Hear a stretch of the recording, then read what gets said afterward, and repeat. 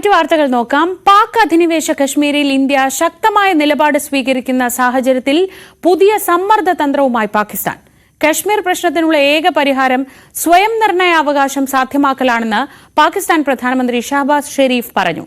പാക് അധിനിവേശ കശ്മീരിലെ ജനങ്ങൾക്കിടയിൽ ഇന്ത്യ അനുകൂല നിലപാട് ശക്തമാവുന്ന സാഹചര്യത്തിലാണ് പാകിസ്ഥാന്റെ പുതിയ തന്ത്രങ്ങൾ. കശ്മീർ പ്രശ്നത്തിൽ ഇസ്ലാമാബാദിനും ന്യൂഡൽഹിക്കും മുന്നിലെ ഏകമാർഗം സംവാദം മാത്രമാണെന്ന് പാകിസ്ഥാൻ പ്രധാനമന്ത്രി ഷഹബാസ് ഷെരീഫ് പറഞ്ഞു. പക്ഷേ ലക്ഷ്യം പ്രശ്നപരിഹാരമല്ല എന്ന സൂചനയാണ് ഷെരീഫിന്റെ വാക്കുകളിൽ തെളിയുന്നത്. കശ്മീർ ഐക്യദാർഢ്യ ദിന പ്രത്യേക സമ്മേളനത്തെ അഭിസംബോധന ചെയ്തുകൊണ്ടുള്ള പാകിസ്ഥാൻ പ്രധാനമന്ത്രിയുടെ വാക്കുകൾ പ്രശ്നങ്ങൾ സങ്കീർണമാക്കാൻ ലക്ഷ്യമിട്ടതാണ്. കശ്മീർ ഐക്യദാർഢ്യ ദിനം എന്നതുതന്നെ പാകിസ്ഥാനിൽ കശ്മീരികൾക്ക് പിന്തുണ പ്രകടിപ്പിക്കുന്നതിനായി സംഘടിപ്പിക്കുന്ന ഒരു വാർഷിക പരിപാടിയാണ്. കശ്മീരികളുടെ അവസാന ലക്ഷ്യസ്ഥാനം പാകിസ്ഥാനാണെന്ന് POKയിലെ പാവ പ്രധാനമന്ത്രി അൻവറുൽ ഹക്കിന്റെ നിലപാട് കാര്യങ്ങൾ കൂടുതൽ വ്യക്തമാക്കുന്നു. കശ്മീർ പ്രശ്നം പരിഹരിക്കുന്നതുവരെ സമാധാനം സാധ്യമാകില്ലെന്നും അൻവറുൽ ഹക്ക് വ്യക്തമാക്കിയിട്ടുണ്ട്. കശ്മീർ ജനതയ്ക്ക് സ്വയം നിർണയാവകാശം ലഭിക്കുന്നതുവരെ പാകിസ്ഥാൻ അവർക്ക് നയതന്ത്ര രാഷ്ട്രീയ പിന്തുണ നൽകുമെന്നും പരിപാടിയിൽ ഷെരീഫ് പറഞ്ഞു.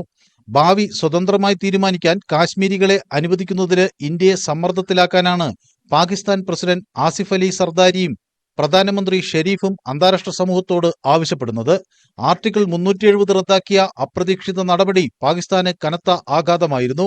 ഈ സാഹചര്യത്തിലാണ് അന്താരാഷ്ട്ര ഇടപെടലിനായി പാകിസ്ഥാൻ മുറവിളി കൂട്ടുന്നത്. News desk, news 18.